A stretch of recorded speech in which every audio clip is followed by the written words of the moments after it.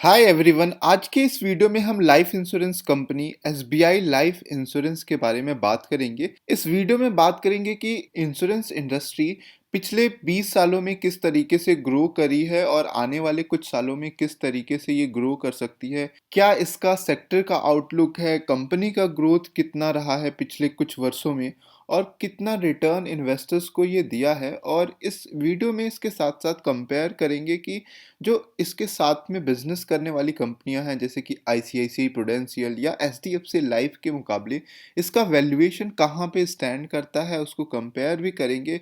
Company के financial results को देखेंगे और शेयर होल्डिंग पैटर्न्स को भी जानेंगे इस वीडियो में। तो इस वीडियो को शुरू करूं उससे पहले अगर आपने इस चैनल को सब्सक्राइब नहीं किया है तो चैनल को सब्सक्राइब कर लें। सबसे पहले बात करते हैं इंश्योरेंस सेक्टर्स की। अगर इंश्योरेंस सेक्टर के डेवलपमेंट की बात करें तो ये मेजर किया जाता है कि जीडीपी का कितना परसेंट अमाउंट प्रीमियम के रूप में उस कंट्री में जमा है। दूसरा तरीका होता है जैसे कि जीडीपी को पर कैपिटा जीडीपी कितनी है, ऐसे ही पर कैपिटा प्रीमियम कितना जमा है किसी भी कंट्री का। ओवरऑल अगर हम इंश्योरेंस सेक्टर्स की बात करें तो पिछले 20 वर्षों में इंश्योरेंस इंडस्ट्री ऑलमोस्ट 17% के कंपाउंडेड एनुअल ग्रोथ रेट के साथ बढ़ी हुई है। और अगर हम इसको कंपेयर करें एशियन कंट्रीज में जैसे कि सिंगापुर को देखें तो पूरी जीडीपी का 6% हिस्सा एज ए प्रीमियम के रूप में उस कंट्री में जमा है। वहीं पे अगर हम बात करेंगे इंडिया का तो सिर्फ 2.8% ही है। दूसरा तरीका है ये देखने के लिए कि इंश्योरेंस इंडस्ट्री का कितना स्कोप है। तो अगर हम इसको कंपेयर करें तो इंडिया में ऑलमोस्ट 92% लोग ऐसे हैं जिनके पास किसी भी तरीके का इंश्योरेंस यानी लाइफ इंश्योरेंस नहीं है। और अगर हम यही बात करें सिंगापुर जो कि डेवलप्ड नेशन है, वहां पे 56% लोगों के पास में इंश्योरेंस नहीं है, यानी कि 44% लोगों के पास में है।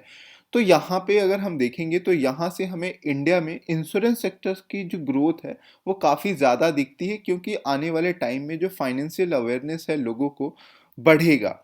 और ओवरऑल ग्रोथ को अगर हम इंश्योरेंस सेक्टर को डिवाइड करने की कोशिश करेंगे तो दो इरा समझ में आता है। एक पहला इरा 2000 के पहले का। 2000 के पहले इंडिया में सिर्फ दो ही इंश्योरेंस कंपनियां हुआ करती थी। एक थी एलआईसी लाइफ इंश्योरेंस कॉर्पोरेशन और दूसरा जीआईसी। मेनली दो ही होती थी। अगर बात करें 2000 के पास तो यहाँ पे कंपटीशन बढ़ गया, क्योंकि इंश्योरेंस इंडस्ट्री प्राइवेट सेक्टर्स में भी दिया गया। जो एक मोनोपॉली थी एलआईसी की उसको ख़त्म कर दिया गया, जिससे मार्केट में ग्रोथ भी हो और कंपटीशन भी बढ़े इंश्योरेंस को लेके। तो 1999 में इंश्योरेंस सेक्टर्स में आईआरडीए एक्ट बना, यानी कि insurance regulatory and development authority, जिसके तहत प्राइवेट कंपनियों को भी इंश्योरेंस देने का लाइसेंस दिया गया। और इंश्योरेंस इंडस्ट्री में वर्तमान में बात करेंगे तो टोटल 57 इंश्योरेंस कंपनियां अब तक हो चुकी हैं पिछले 20 वर्षों में। और 24 जिसमें से कि लाइफ इंश्योरेंस का बिजनेस करती हैं और 33 जो है नॉन लाइफ इंश्योरेंस का बिजनेस करती हैं। ओवरऑल अगर हम देखेंगे तो 2012 में जहां पे इंश्योरेंस का प्रीमियम 2.56 ट्रिलियन यानी 2,56,000 करोड़ का था, वो 2012 से बढ़ के 7,30,000 करोड़ का हो गया, 7.31 ट्रिलियन का हो गया 2020 में बढ़ के। ओवरऑल 2012 से 20 यानी पिछले 8 वर्षों में अगर हम देखेंगे तो जो प्रीमियम की ग्रोथ हुई है नए प्रीमियम बिजनेसेस की, एक वो प्रीमियम होता है जो कि रिन्यूअल होने पे मिलता है, लेकिन यहाँ पे न्यू बिजनेस की बात हो रही है। जो नए क्लाइंट्स बने हैं, नए इंश्योरेंस लेने वालों की संख्या है, उनकी कंपाउंडेड एनुअल ग्रोथ की बात करेंगे तो 15% हुआ है। और इंश्योरेंस इंडस्ट्री की अगर हम बात करें तो नेक्स्ट 3 to 5 ईयर्स में भी जिस तरीके से पिछले 10-20 वर्षों में ग्रो किया है उसी तरीके से ये ग्रो प्रोजेक्टेड है। ओवरऑल अगर हम मार्केट शेयर की बात करें लाइफ इंश्योरेंस की तो 2000 में सिर्फ एलआईसी ही था लाइफ इंश्योरेंस का। जब से एलआईसी के साथ साथ अदर कंपनियां खुली हैं, वहां पे देखेंगे तो अभी करेंट 2020 में मार्केट शेयर देखेंगे तो प्राइवेट कंपनियों का काफ़ी तेज़ी से बढ़ रहा है। जहाँ पे कभी 100% एलआईसी हुआ करता था वो घट के अभी 52% आ गया है।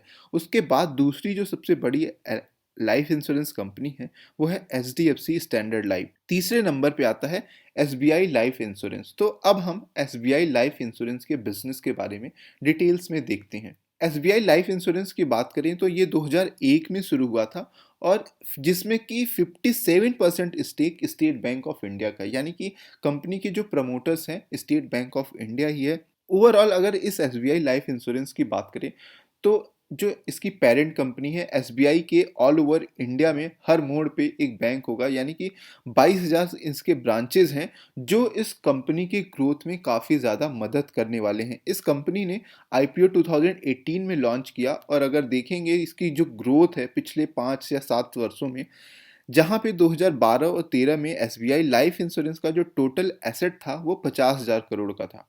अभी ये 2017-18 में यानी अगले 5 वर्षों में इसके एसेट को देखेंगे तो वो 1 लाख करोड़ का हो गया। एसेट के ग्रोथ के साथ अगर हम दूसरा जो प्लस पॉइंट देखेंगे तो ऑल ओवर इंडिया देखेंगे तो एसबीआई के 45 करोड़ क्लाइंट्स हैं बैंकों के, और उनमें से सिर्फ 3 ही करोड़ लोगों के पास में इंश्योरेंस है। तो यहाँ पे भी एसबीआई को एक एडवांटेज मिलता है कि वो अपने कस्टमर्स को ही बेच के अपने बिजनेस को, एसबीआई लाइफ इंश्योरेंस के बिजनेस को इंक्रीज करे। ओवरऑल अगर देखें तो जहाँ पे 2012-13 में सिर्फ 750 ब्रांचों में ही एसबीआई लाइफ इंश्योरेंस ऑपरेट करती थी, वो बढ़ के 801 हो गया 2017 में। तो ओवरऑल जो एसबीआई के ब्रांचेज हैं 22,000, तो यहाँ पे भी धीरे धीरे अगर ग्रोथ देखेंगे तो एक ह्यूज पोटेंशियल नजर आता है। ओवरऑल अगर हम वैल्यूएशन देखें मार्केट में, तो कंपनी का जो मार्केट वैल्यू है 87,000 करोड़ के आसपास है, और कंपनी का जो प्राइस टू अर्निंग रेशियो है 54 के आसपास है। कंपनी का जो हाईएस्ट पॉइंट था 52 वीक वो 1020 का था, और लोवेस्ट जो बना था वो 519 का बना था। कंपनी की दो चीज़ें बहुत अच्छी हैं। अगर रिटर्न ऑन इक्विटी की बात करेंगे तो 17 है, ये काफ़ी अच्छा है, और रिटर्न ऑन कैपिटल एम्प्लॉयड की भी बात करेंगे तो 21 है। 15 के ऊपर होना इन्वेस्टर्स के लिए ये एक अच्छा माना जाता है। ओवरऑल इंडस्ट्री का प्राइस टू अर्निंग रेशियो 58 है। अगर हम कंपेयर करें इसको एचडीएफसी लाइफ से और आईसीआईसी प्रूडेंशियल से, एचडीएफसी का जो अगर हम देखेंगे लाइफ इंश्योरेंस का जो प्राइस टू अर्निंग रेशियो है वो 100 पे है, और वहीं पे आईसीआईसी प्रूडेंशियल का 66 पे है। तो इस लिहाज से भी अगर हम देखेंगे तो जो एसबीआई का वैल्यूएशन है वो चीपर है। अगर मैं बात करूं वॉरेन बफेट की, तो वो ये कहते हैं कि हमेशा ये अच्छा होता है कि किसी अच्छी कंपनी को हम हाईयर प्राइस पे खरीदें, उससे अच्छा है कि एक गुड कंपनी को फेयर वैल्यूएशन पे भी अगर हम खरीदते हैं तो ये एक इन्वेस्टमेंट हमारा अच्छा होगा। तो करंट वैल्यूएशन पे अगर हम देखेंगे तो एसबीआई यहाँ पे एक सही वैल्यूएशन पे हमें मिल रहा है। अगर क्वार्टरली प्रॉफिट की बात करेंगे, अगर हम कंपेयर करें तो जहाँ पे एचडीएफसी लाइफ इंश्योरेंस का 327 था और इसका ऑलमोस्ट 300 करोड़ है और 302 है, तो यानी क्वार्टरली प्रॉफिट में भी अगर हम देखेंगे तो एसबीआई ने काफ़ी अच्छा परफॉर्मेंस दिया है। सेल्स भी देखें तो सबसे ज़्यादा रहा है, ये सबसे इम्पॉर्टेंट चीज़ यहाँ पे है कि यानी वैल्यूएशन जो इसका है वो 54 पे मिल रहा है, लेकिन इसकी जो परफॉर्मेंस है, इसके जो फंडामेंटल्स हैं वो काफ़ी स्ट्रांग दिख रहे हैं यहाँ से। अगर हम रिटर्न वाइज परफॉर्मेंस को चेक करने की कोशिश करें तो एसबीआई ने पिछले 3 वर्षों में ऑलमोस्ट 25% का रिटर्न दिया है, और वहीं पे आईसीआईसी प्रूडेंशियल ने भी 25 का दिया है, और एचडीएफसी ने देखिए तो 75 का दिया है। उसकी यही वजह है कि करेंटली इसका वैल्यूएशन 99 पे अवेलेबल है, क्योंकि इसने काफ़ी अच्छा स्टॉक परफॉर्मेंस इसका रिटर्न दे चुका है।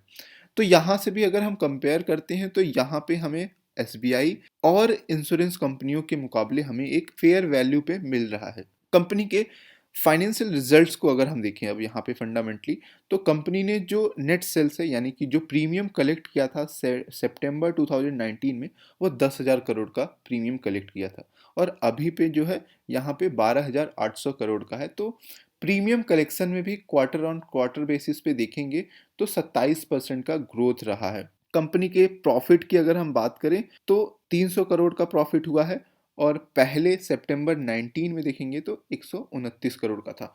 तो प्रॉफिट देखेंगे तो एक काफ़ी बड़ी मात्रा में 100% डबल से भी ज़्यादा का प्रॉफिट इसने क्वार्टरली बेसिस पे दिखाया है। उसकी वजह यही रही है कि कोरोना पैंडमिक की वजह से जो इंश्योरेंस इंडस्ट्री है इसको एक बूस्टअप मिला हुआ है। दूसरी चीज़ है, अगर हम देखें यहाँ पे एनुअल परफॉर्मेंस को देखने की कोशिश करें तो ऑन एन एनुअल फ्रंट पे भी देखेंगे तो यहाँ पे हमें जो है प्रीमियम कलेक्शन में एक अच्छी खासी ग्रोथ देखने को मिल रही है, लेकिन प्रॉफिट नहीं देखने को मिल रहा है, प्रॉफिट डिक्रीज हुआ है।